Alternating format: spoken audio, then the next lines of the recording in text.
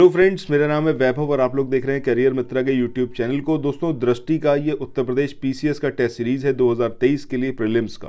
सो यहाँ पर हम इसको कंडक्ट करवा रहे हैं। लेटेस्ट टेस्ट जो इस समय टेस्ट नंबर 8 है वो चल रहा है। सो अगर आप इसको कवर अप करना चाहते हो तो चैनल से जुड़ जाइए और हर एक वीडियो को यहाँ पर कंप्लीट देखिए। विद एक्सप्लेनेशन चलेंगे, सिर्फ क्वेश्चन और उसका विकल्प नहीं बताएंगे और उसका आंसर नहीं बताएंगे। यहाँ पर पूरा एक्सप्लेनेशन के साथ में क्या कुछ आपको याद रखना है, क्या कुछ आप छोड़ सकते हैं, सारी चीज़ें यहाँ पर कवर अप करेंगे। तो आपको सिर्फ इतना करना है, सबसे पहले आप चैनल को सब्सक्राइब करें, नोटिफिकेशन बेल के आइकन को प्रेस करें, टेलीग्राम ग्रुप को ज़रूर ज्वाइन करें, डिस्क्रिप्शन बॉक्स में लिंक दिया हुआ है। पीडीएफ चाहिए तब भी आप टेलीग्राम पर मेरे से बात कर सकते हैं, आप पीडीएफ भी ले सकते हैं। अदरवाइज यहाँ पर सबसे पहला काम आपको यही करना है कि वीडियोस को कंप्लीट देखिए, क्योंकि अगर पीडीएफ भी लेंगे तो उसमें बहुत अननेसेसरी चीज़ें दे रखी हैं जो इररेलेवेंट है आपके एग्जाम से। अब 30-35 दिनों के अंदर आप सब कुछ तो नहीं पढ़ सकते, दैट इज़ नॉट पॉसिबल। तो आपको करना वो है कि जो इंपॉर्टेंट है वो सब एटलीस्ट आपका 2 से 3 बार पढ़ा हुआ होना चाहिए। सो इस तरीके से यहाँ पर हमारी अप्रोच रहेगी इसको कवर अप करवाने की।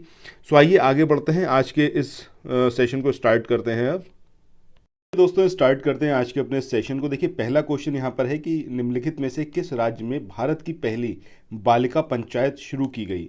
अब ये झारखंड है, पंजाब है, हरियाणा या फिर ये गुजरात है। तो सही आंसर क्या आएगा आपका? ऑप्शन डी, यानी कि गुजरात।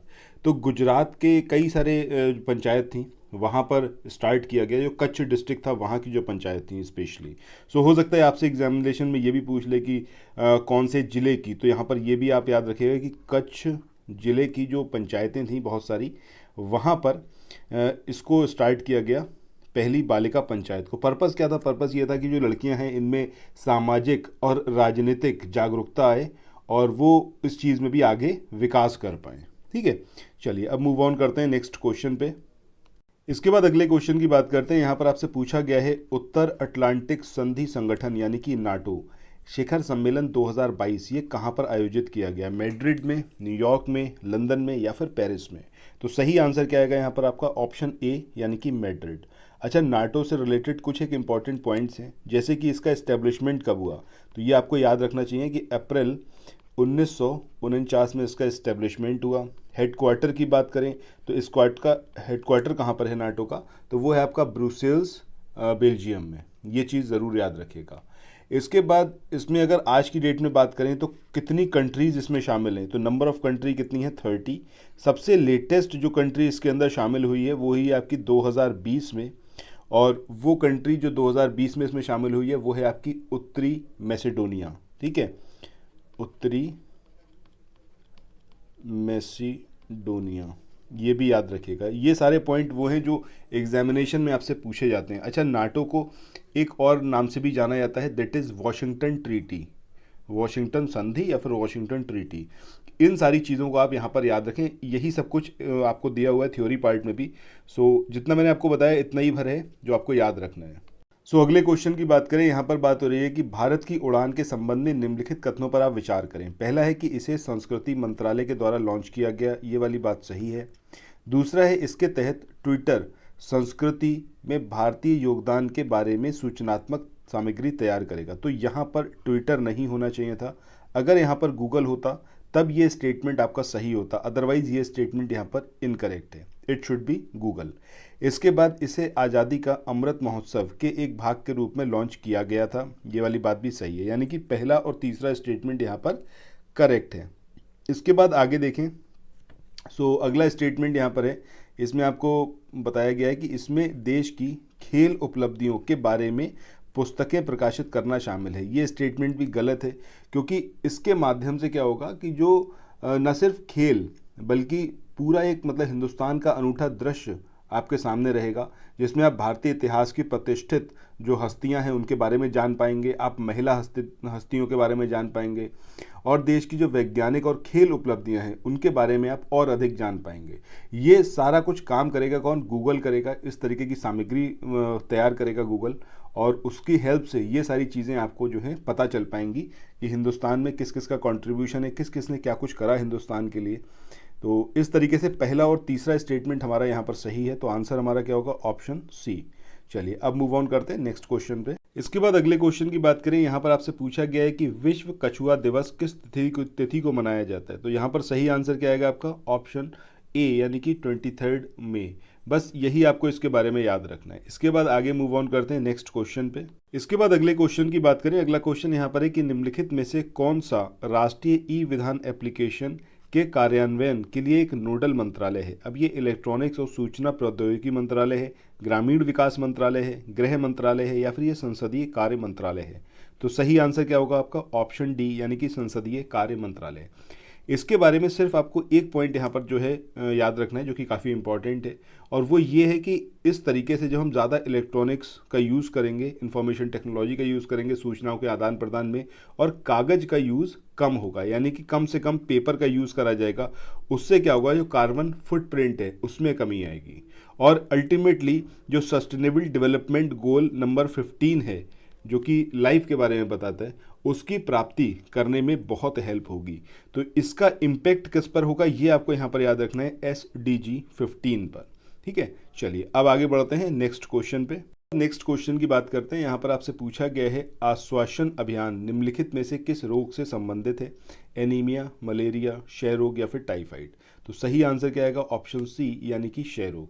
अब ये जो आश्वासन अभियान था, इसको 174 जिलों में शुरू किया गया था, जो कि जनजातीय जिले हैं, यानी कि ट्राइबल डिस्ट्रिक्ट्स हैं।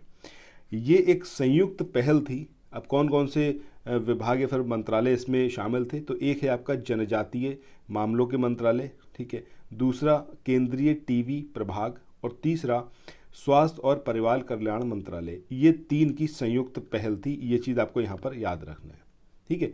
इसके अलावा इसके अंदर एक चीज़ और याद रख सकते हैं कि इसको स्टार्ट कहाँ से किया गया। तो ये है आपका नंदुरबार जिला, जो कि आपका कहाँ का है? महाराष्ट्र का, ठीक है। तो यहाँ से इसको स्टार्ट किया गया, नंदुरबार जिला। तो एक बार रिकैप कर लेते हैं। जब हम बात कर रहे हैं आश्वासन अभियान की, जनवरी 2022 में इसको जो 174 ट्राइबल डिस्ट्रिक्ट्स हैं वहाँ से स्टार्ट किया गया, और पहला जो डिस्ट्रिक्ट मतलब जहाँ से शुरू किया गया वो था आपका नंदुरबार जिला, जो कि महाराष्ट्र का है। ये 3 विभाग या फिर मंत्रालय इसके अंदर सम्मिलित हैं, जिनकी संयुक्त पहल थी। एक है आपका जनजातीय मामलों का मंत्रालय, दूसरा है केंद्रीय टीबी प्रभाग, और तीसरा है स्वास्थ्य और परिवार कल्याण मंत्रालय। ये चीज़ आपको इसके बारे में पता होनी चाहिए। चलिए अब मूव ऑन करते हैं नेक्स्ट क्वेश्चन पे। अगले क्वेश्चन की बात करें। यहाँ पर आपसे पूछा गया है कि नरौरा परमाणु ऊर्जा केंद्र NAPS उत्तर प्रदेश के किस जिले में स्थित है? मेरठ में है, बुलंदशहर में, झांसी या फिर गौतम बुद्ध नगर। तो सही आंसर क्या आएगा यहाँ पर? ऑप्शन बी, यानी कि बुलंदशहर। और ये एकमात्र परमाणु ऊर्जा केंद्र है जो कि उत्तर प्रदेश में। इसके बाद अगले क्वेश्चन की बात करते हैं। यहाँ पर आपसे पूछा गया है, मई 2022 में भारत पाकिस्तान स्थायी संधु आयोग PIC की बैठक कहाँ पर आयोजित की गई? तो ये की गई आपकी नई दिल्ली में।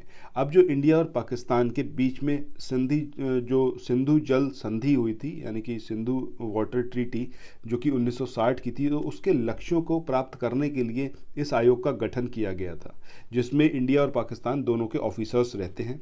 और यहाँ पर एक इम्पॉर्टेंट चीज़ है कि ये जो आयोग है, इसमें जो इसकी बैठक होती हैं, ये अल्टरनेट उस पर होती हैं कि मतलब एक बार इंडिया में होगी तो एक बार पाकिस्तान में, और एक साल में कम से कम एक बार जो है ये बैठक होना अनिवार्य है। पर्पस क्या है? पर्पस वही है कि वाटर डिस्प्यूट जो है उसको सॉल्व किया जा पाए, कि नदियों के जल के विकास से संबंधित किसी भी समस्या का अध्ययन करना और दोनों सरकारों को उसकी रिपोर्ट देना, ये है। दूसरा, पानी के बंटवारे पर उत्पन्न होने वाले जो विवाद हैं उनको हल करना, ये इसका एक पर्पस है।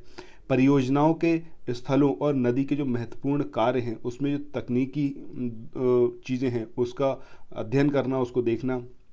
हर 5 साल में एक बार तथ्यों का पता लगाने के लिए नदियों के निरीक्षण का सामान्य दौरा करना। ये इंपॉर्टेंट है कि हर 5 साल में एक बार जाकर नदियों का दौरा करना और वहाँ पर देखना कि क्या क्या दिक्कतें हैं, क्या चीज़ें हैं, उसका निरीक्षण करना। और संधि के प्रावधानों के कार्यान्वयन के लिए, मतलब उसको इम्प्लीमेंट करने के लिए जो आवश्यक कदम है वो उठाना।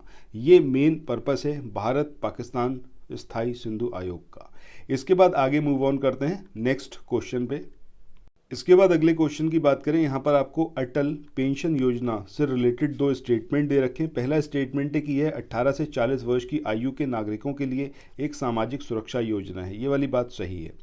दूसरा है कि इसमें 60 वर्ष की आयु प्राप्त करने के बाद जो योगदान करता है उसको 10,000 रुपये मासिक पेंशन देने का प्रावधान है। तो यहाँ पर जो ये अमाउंट दे रखा है, दिस इज़ इनकरेक्ट, क्योंकि ये होना चाहिए था आपका 1000 से 5000 के बीच में।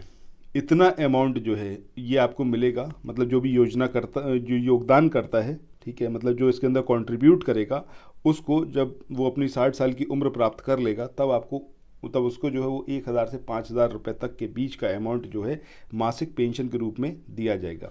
तो ये स्टेटमेंट यहाँ पर है इनकरेक्ट।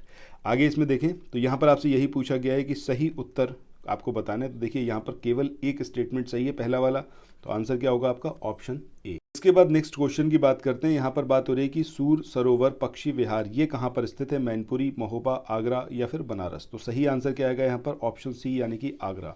अच्छा, यहाँ पर एक चीज़ आपको याद रखनी है कि आगरा में तो ये लोकेटेड है, ये वाली बात सही है, लेकिन यहाँ पर क्या याद रखना है कि ये जो सूर सरोवर पक्षी विहार है इसके अंदर स्थित है एक आपकी कीठम झील, जिसके बारे में कई बार पूछा गया है। अब ये जो कीठम झील है इसको अंतर्राष्ट्रीय महत्व की आर्द्रभूमियों की जो सूची है, जो कि रामसर स्थल के नाम से आप जानते हैं, उसको ये मतलब जो कीठम झील है वो उसके अंदर इंक्लूडेड है, इसको रामसर साइट घोषित किया गया है, ये चीज़ याद रखिएगा। अच्छा, दूसरा आपको ये क्या याद रखना है कि ये जो झील है कीठम झील ये उत्तर प्रदेश के आगरा में यमुना नदी के किनारे है। तो हो सकता है रिवर आपसे पूछ लें, तो आगरा के बारे में आपको वैसे पता भी होगा कि यमुना रिवर जो है वहाँ पर बहती है। एक चीज़ और याद रखिएगा कि यहाँ पर भालुओं के लिए एक बियर रेस्क्यू सेंटर ये भी है, ठीक है, तो एक बियर रेस्क्यू सेंटर भी यहाँ पर है। ये सारी चीज़ थी सूर सरोवर पक्षी विहार के बारे में, और इसी के साथ आज के इस वाले सेशन को यहाँ पर एंड करते हैं, और नेक्स्ट जो हमारा सेशन आएगा तो उसके अंदर नेक्स्ट जो 10 क्वेश्चन है उनको कवर अप करेंगे। हर एक वीडियो को आप लोग कंप्लीट देखिए, कोई भी इशू है, कोई प्रॉब्लम है, comment section is for you, वहाँ पर आइए, अपनी बात ज़रूर रखिए। Thank you so much, have a nice day, bye bye.